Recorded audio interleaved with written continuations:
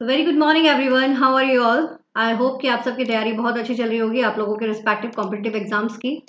तो जैसा आप जानते हो कि बड़ा ही ऑन डिमांड टॉपिक चल रहा है एग्जिम पॉलिसी। तो आज हम इस एग्जिम पॉलिसी को ही करने वाले हैं कि आखिर ये एग्जिम पॉलिसी होती क्या है, फॉरेन ट्रेड पॉलिसी होती क्या है, इसी को आज हम देखने वाले हैं। और साथ ही साथ कौन कौन से ऐसे हाईलाइट्स हैं जो कि नई जो फॉरेन ट्रेड पॉलिसी बनी हुई है उसमें है, इन सबको हम यहाँ पर देखने वाले हैं। ठीक है, तो गाइज अभी तक अगर आप लोगों ने टेलीग्राम ज्वाइन नहीं किया है तो टेलीग्राम ज्वाइन कर लीजिए और चैनल को सब्सक्राइब कर दीजिए, जिससे कि आप लोगों को अपकमिंग सारी क्लासेस के अपडेट्स जो है वो मिलना शुरू हो जाए। सारी की सारी जितने भी नोटिफिकेशंस है वो आपके पास आ जाए, तो कोई भी टॉपिक आपसे मिस ना हो जाए, क्योंकि सारे ही टॉपिक मैं ऐसे ही आप लोगों को प्रोवाइड कराती हूँ जो आपके एग्जाम परस्पेक्टिव से बहुत ज्यादा इंपॉर्टेंट है। चाहे वो एग्जाम आप अपना यूनिवर्सिटीज वाला दे रहे हो या फिर कॉम्पिटेटिव वाला दे रहे हो, दोनों में ही ये टॉपिक्स आप लोगों के कॉमनली आते ही आते हैं और जरूर पूछे जाते हैं।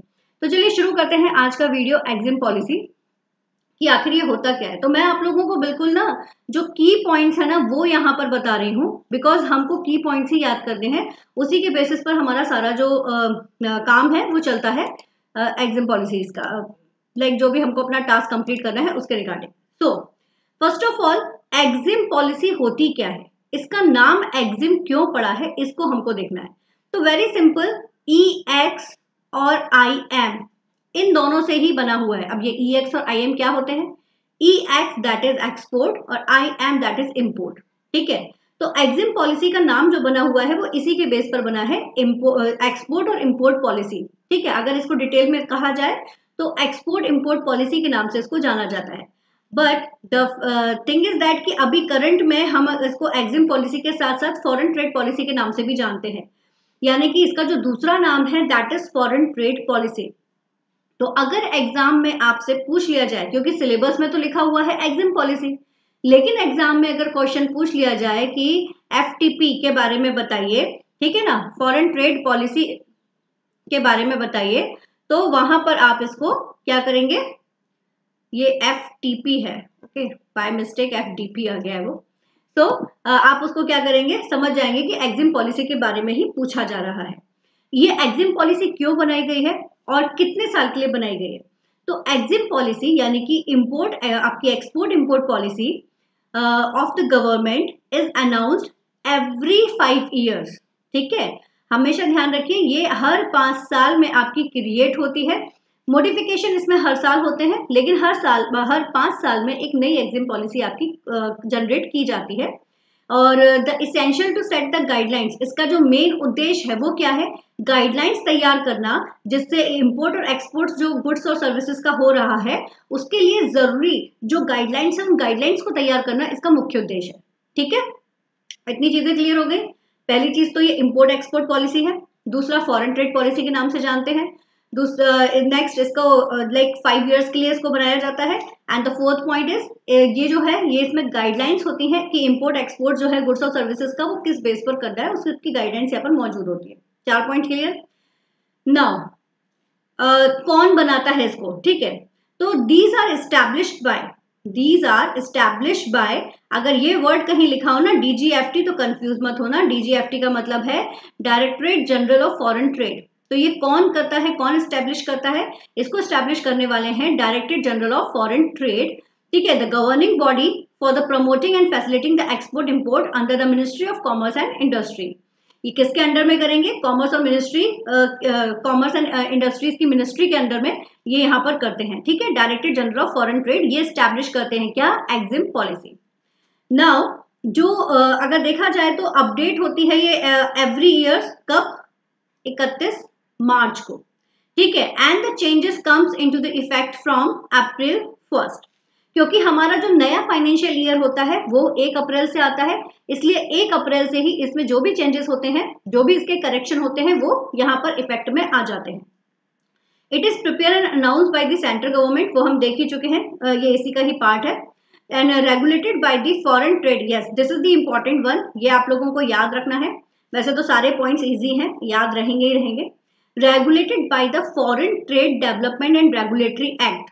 ठीक है, ये जो एक्ट है जिसके द्वारा आपका ये जो फॉरेन ट्रेड पॉलिसी है किसके थ्रू रेगुलेट होता है? तो फॉरेन ट्रेड एक्ट यानी कि foreign trade development regulatory act 1992 के द्वारा आपका ये क्या होगा? रेगुलेट होगा। तो ये जितने भी पॉइंट्स हैं जहां पर हमने इनको बोले हैं, इनको आपको याद रखना है, ठीक है ना। रेगुलेटेड होता है ये इस एक्ट के द्वारा, ठीक है। और दूसरा ये वर्ड आपको याद रखना है, यहाँ पर क्या होती है, गाइडलाइंस होती हैं। कितने साल के लिए बनता है, 5 साल के लिए बनता है। और कब ये अपडेट होते हैं, 31 मार्च को, और इफेक्ट में कब आते हैं, 1 अप्रैल से, ठीक है। Now EXIM policy contain the various policy decisions with respect to import and export from the countries. यहाँ पर इसकी बहुत सारे डिसीजन जो रहते हैं वो सिर्फ और इंपोर्ट और एक्सपोर्ट्स को लेकर ही मेन किया जाता है। इसका जो बेसिक उद्देश्य है ना कि हमको जितना ज्यादा हो सके एक्सपोर्ट को बढ़ाना है, क्योंकि जितना ज्यादा हम एक्सपोर्ट को बढ़ाएंगे उतना ज्यादा हमारी कंपनी की इकोनॉमी के ऊपर पॉजिटिव इम्पैक्ट पड़ेगा। वही इसका मुख्य उद्देश्य है। अब थोड़ा सा देख लेते हैं कि भाई हिस्ट्री क्या कहना चाहती है।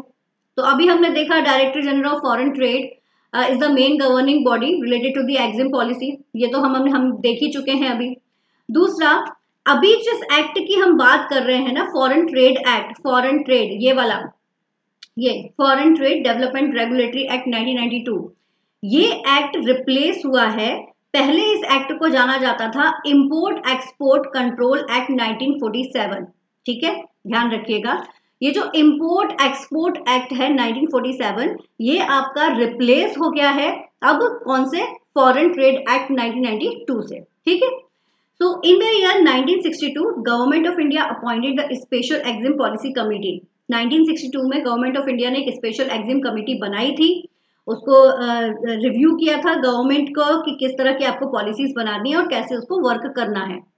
और बाद में जो कमेटी होती है वो अप्रूव होती है गवर्नमेंट ऑफ इंडिया के द्वारा।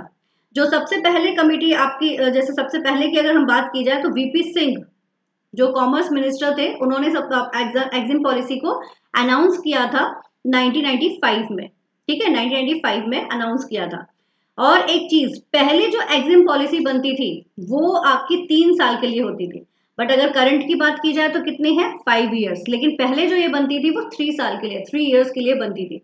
और सिर्फ मेन ऑब्जेक्टिव इसका होता था कि हमको इंडिया का जो बिजनेस है उसके एक्सपोर्ट को हमको बूस्ट करना है, सिर्फ एक्सपोर्ट को हमको यहाँ पर बूस्ट करना है, उसके लिए इसको बनाया गया था। तो दिस इज क्वाइट हिस्ट्री। तो एक जल्दी से क्विक रिव्यू कर लेते हैं, जो भी पढ़ा वही है। ट्रेड पॉलिसी जो export from the import into the country, ठीक है, guided by the import export, जिसको हम EXIM पॉलिसी कहते हैं, गवर्नमेंट ऑफ इंडिया के थ्रू होती है। कौन सा एक्ट चलता है, फॉरेन ट्रेड एक्ट चलता है। Content the various policy with respect to import and export, ये भी हमने अभी देखा ही है, जिसमें एक्सपोर्ट को प्रमोशनल मेजर किया जाता है, इसकी पॉलिसी, इसकी प्रोसेस रिलेटेड सारी चीजों को देखा जाता है।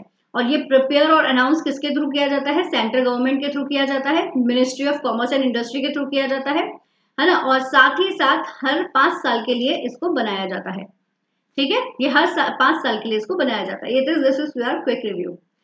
Now what is the basic objectives of EXIM policy. तो EXIM पॉलिसी का पहला ऑब्जेक्टिव है आपका सस्टेन ग्रोथ।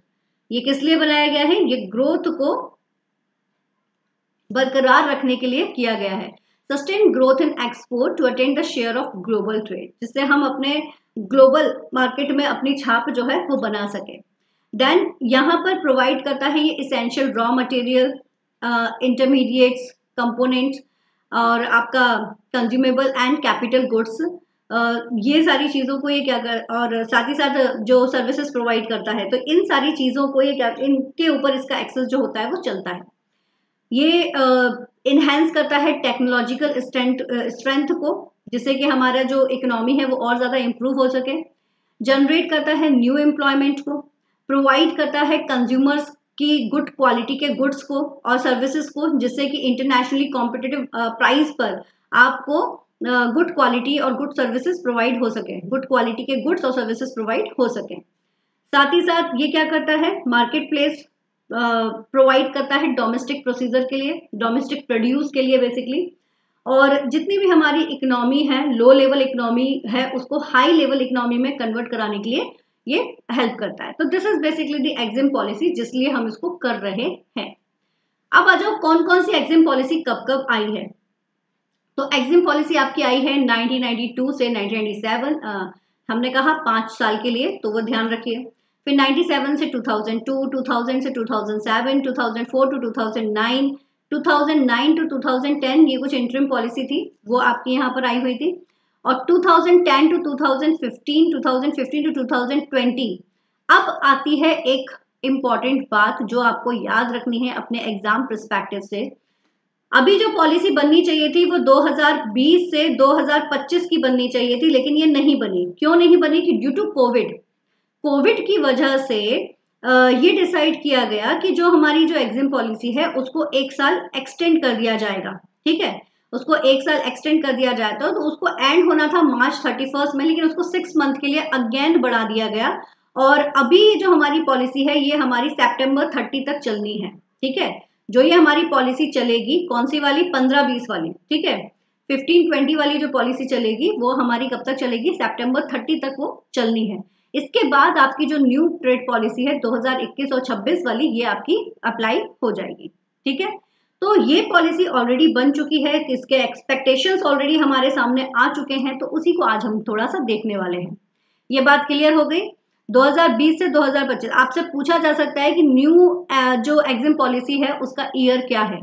तो न्यू एग्जाम पॉलिसी का जो ईयर है वो 2021-2026 है, ध्यान रखिएगा। और जैसा आपको पता है कि एग्जाम पॉलिसी को ही फॉरेन ट्रेड पॉलिसी भी कहते हैं, तो FTP अगर आपको दिख रहा है तो that means foreign trade policy, तो उसको देखकर घबराइएगा मत। क्लियर? और क्यों हुआ ये भी आप लोगों को क्लियर हो ही चुका होगा, ड्यू टू कोविड की वजह से बहुत सारी चीजें चेंज हुई हैं, वही आया। इवन अब जो नई फॉरेन ट्रेड पॉलिसी बनी है उसमें भी मेन पर्सपेक्टिव है कि कोविड की वजह से जितना भी हमारा लॉस हुआ है उस लॉस को कैसे दूर किया जाए, उसको ध्यान में रखकर ये जो पॉलिसीज है ये क्रिएट किया गई है। और इसीलिए लोगों की निगाह भी इसके ऊपर सबसे ज्यादा है कि क्या पॉलिसी में नया लेकर आए हैं, किन किन की पॉइंट्स को हाईलाइट किया जाना है। तो major expectations from the foreign trade policy, क्या क्या एक्सपेक्टेशंस है? पहला, make India and US $5 trillion economy, ये पहला है। Then correcting the imbalance with in the India, जो भी इम्बैलेंसेस है उसको सही करना है। और implementation of district exports hub, हमें इसको बहुत अच्छा एक्सपोर्ट हब क्रिएट करना है।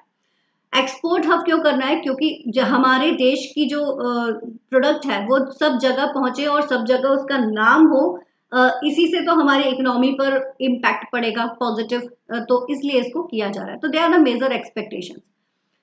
अब अगर हम बात करें कुछ अगर मैं आपसे बात करूं कि 2015 और 20 की जो हमारी ट्रेड पॉलिसी उसमें किन किन चीजों के ऊपर ध्यान दिया गया था, तो 2 नई स्कीम्स इंट्रोड्यूस हुई थी, ध्यान दीजिएगा। पहली हुई थी आपकी merchandise export from India scheme and service export from India scheme. MEIS और SEIS के नाम से इसे जानते हैं, तो कंफ्यूज मत होना अगर कभी ये नाम आ जाए। तो एग्जाम में भी आपसे पूछा जा सकता है which 2 new schemes launch in foreign trade policy 2015 to 2020। तो आपको ये नाम पता होना चाहिए, MEIS और SEIS। ठीक है, ये 2 आपकी लॉन्च हुई थी। इसके साथ स्पेशल इकोनॉमिक जोन आया था, ड्यूटी क्रेडिट स्क्रिप्ट जो आपकी थी वो यहाँ पर थी, डोमेस्टिक प्रोक्यूरमेंट्स किस तरह का रखना है वो था यहाँ पर, फिर कैसे आप लेबर इंटेंसिव इंडस्ट्रीज को क्रिएट कर रहे हो, इनहेंस कर रहे हो, फिर जो आपका ये जो है service export for India schemes, ये एक्सटेंड हो गई थी, नोटिफाइड करती थी सर्विसेज सच एज जो business, legal, accounting, architecture, engineer, educational, hospitals, इन सबको ये यहाँ पर इनहेंस किया गया था। ड्यूटी क्रेडिट स्किप्स को इंक्रीज किया गया था। टोटल मिलाकर ये जो स्कीम थी ये बेसिकली इन सारे पॉइंट्स के ऊपर वर्क करती थी, जिससे हमको एक तरह से हमारा क्या इंप्रूवमेंट्स हुआ है उसको यहाँ पर देखा गया था। ठीक है, ये तो हुआ 2015-20 की बात। अब हम बात करते हैं कि जो नई FTP आई है उसने क्या एक्सपेक्टेशंस रखे हैं। तो they are the basic expectations जो रखे हैं। देखो, WTO कंप्लेंट टैक्स बेनिफिट एक ये है, relax credit access second, infrastructure upgradation, आपका काम है आपको इनको पॉइंट्स को याद रखना है। ठीक है, कि किन किन पॉइंट्स पर बात की जा रही है। तो infrastructure upgradation, then 4 is fewer subsidy and increased support, 5 tax breaker, 6 e-commerce and digitalization, and 7 inculcations of export awareness protocol, ठीक है। so they are the basic 7 perspectives, या हम कह सकते हैं कि 7 expectations जिनके ऊपर बात की जा रही है न्यू FTP पर, ठीक है। 1 2 3 4 5 6 एंड 7, क्लियर। बहुत ही छोटे छोटे से पॉइंट्स है, ज्यादा आपको डिटेल में जाने की जरूरत नहीं है, बट जो इंपॉर्टेंट है वो आपको ध्यान रखना है। जैसे कि जो FTP है, एग्जिम पॉलिसी को ही आपका फॉरेन ट्रेड पॉलिसी कहा जाता है, sorry this is foreign trade policy. तो ये जो आपका FTP है, इस FTP के जो एक्सपेक्टेशंस है वो क्या है, इसका जो करंट ईयर है वो कितना है, और अभी जो करंट में चल रही है वो कब तक चलने वाली है। तो वो सितंबर 30 तक चलने वाली है। कौन सी वाली चलेगी, जो प्रीवियस वाली थी आपकी, ठीक है ना, 15 से जो 20 वाली है वो आपकी 30 तक चलने वाली है। क्यों इसे एक्सटेंड किया गया था, ड्यू टू कोविड इसको एक्सटेंड किया गया था। What is the key highlight, तो इसमें 2 इंपॉर्टेंट स्कीम्स जो है वो जनरेट आपकी की गई थी। तो ये कुछ चीजें हैं जो आपको माइंड में याद रखनी है। नाउ ये जो की एक्सपेक्टेशंस रखे गए हैं, है ना, फॉरेन ट्रेड पॉलिसी से, ये आपके किसके बेस पर रखे गए हैं, तो जो हमारे पार्लियामेंट्स के मेंबर्स हैं, जो हाई लेवल एडवाइजरी ग्रुप्स है, या हमारे जो ट्रेड एसोसिएट्स हैं, ट्रेडेड हैं, इन्होंने कुछ अपने इनपुट्स दिए थे प्रीवियस जो पॉलिसीज थे उसके बेसिस पर, उसके बाद इसको क्रिएट किया गया था।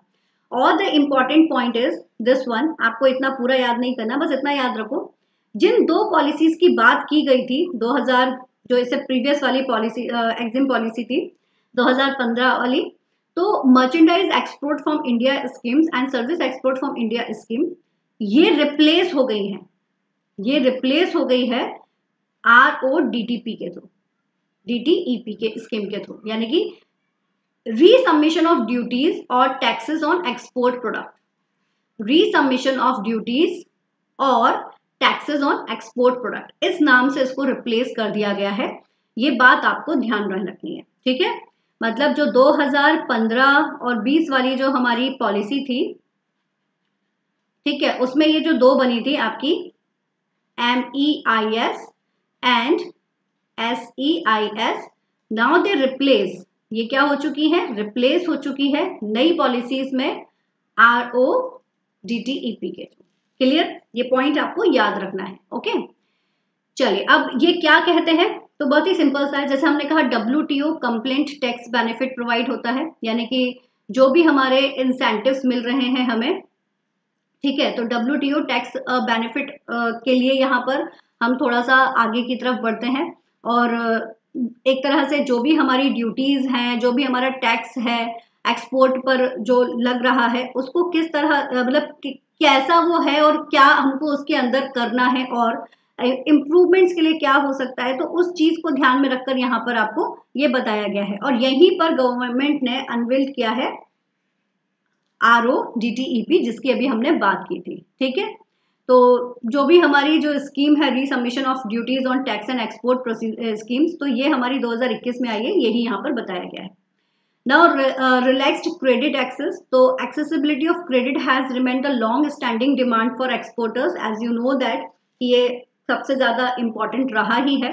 तो आपको बस इतना याद रखना है कि जो भी हमारे लाइक आप कहाँ से कैसे आप क्रेडिट को एक्सेस कर रहे हो, अपने स्टार्टअप के लिए कर रहे हो, टेक्नोलॉजी स्टार्टअप के लिए कर रहे हो, फाइनेंशियल टेक्नोलॉजिकल स्टार्टअप के लिए कर रहे हो, तो किस तरह से आप कर रहे हो, कहाँ से आप ये ले रहे हो इसके लिए लोन, और जो आप बोरिंग की जो लिमिट है वो कितनी है, वो सारी चीजों को यहाँ पर आपको बताया गया है कि आप एक्सिम बैंक से कितना ले सकते हो। इंफ्रास्ट्रक्चर अपग्रेडेशन के ऊपर बात की गई है, और जिसमें चाइना से बहुत ज़्यादा इम्प्रेस हुए हैं कि भाई वहाँ पर अगर किस तरह से देखा जा रहा है चीज़ों को, उनका इंफ्रास्ट्रक्चर कैसा है, तो उस चीज़ को थोड़ा सा ध्यान में रखते हुए हमको भी हमारे इंफ्रास्ट्रक्चर को और ज़्यादा इम्पोर्टेंट थोड़ा सा ध्यान में रखना है, जिससे कि हम अपने इंफ्रास्ट्रक्चर के मामले में भी हम अपने आप को और ज़्यादा बेहतरीन बना सकें। Fuel subsidy and increase the support, तो ये जो आपकी फाइनेंशियल ईयर 2020 की अगर हम बात करें, तो honourable commerce minister state that the subsidies are less likely to play the vital role in increasing the overall trade, की सब्सिडीज ने बहुत कम रोल प्ले किया है ओवरऑल ट्रेड में, ट्रेड के लिए। तो इसमें जो ज़्यादातर फैक्टर्स इंपॉर्टेंट है वो है क्वालिटी, जो कि हम प्रोडक्शन और टेक्नोलॉजी सेल्स के बेस पर रखते हैं, और they are working as a game changer, कि वो एक तरह से गेम चेंजर की तरह काम करते हैं। तो हमको कुछ इस तरह से ध्यान रखना चाहिए कि हमें अपना लाइक R&D इस तरह से करें, या फिर कुछ इस तरह से हम चीज़ों को ध्यान में रखें कि हमारी जो जो गेम चेंजर हमारी जो टेक्निक है प्रोडक्शन या क्वालिटी प्रोडक्शन, क्वालिटी टेक्निक, उसको हम ज़्यादा मोटो दें। टैक्स ब्रेक्स इंडिया, यहाँ पर हम बात करते हैं कि जो भी हमारे कुछ गवर्नमेंट में सब्सिडीज एक्सपोर्टर्स हैं still seen some reliance from the government, तो किस तरह से आप टैक्सेस को रिड्यूस कर सकते हो और अपने उस गैप को फिल कर सकते हो कि जिससे मैक्स टू मैक्स एक्सपोर्ट को और ज़्यादा बढ़ावा दिया जा सके, उसके बारे में यहाँ पर बात की गई है। फिर ई कॉमर्स एंड डिजिटलाइजेशन की अगर बात की जाए तो कोविड-19 की वजह से जो भी प्रॉब्लम्स आई हैं, ठीक है, तो उन प्रॉब्लम्स को दूर करते हुए कैसे ट्रेड को और ज़्यादा अपग्रेड किया जाए, उसके बारे में यहाँ पर बात की गई है। तो एज यू नो कि ई कॉमर्स और डिजिटलाइजेशन के थ्रू ही हम कोविड-19 की जंग जीत पाए हैं, कि हम सारी चीज़ें बहुत इजीली चल पाई हैं। तो आपका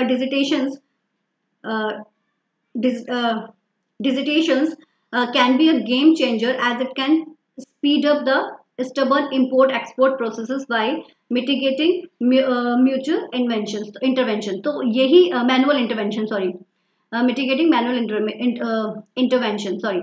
तो बेसिकली यहाँ पर ये बोला गया है कि इकोनॉमिक और डिजिटाइजेशन की बेसिस पर ही हम इस कोविड-19 की जंग को जीत पाए हैं और इतना अच्छा सा हमारा सब कुछ चल रहा है। तो इसको हमको और ज़्यादा बढ़ावा देना है, जिससे कि हम कम समय पर ज़्यादा से ज़्यादा बेनिफिट भी कमा सके और सारी चीज़ें बहुत डिजिटल इंडिया जो है ना, तो वो डिजिटल इंडिया का फ़ायदा ले सकें।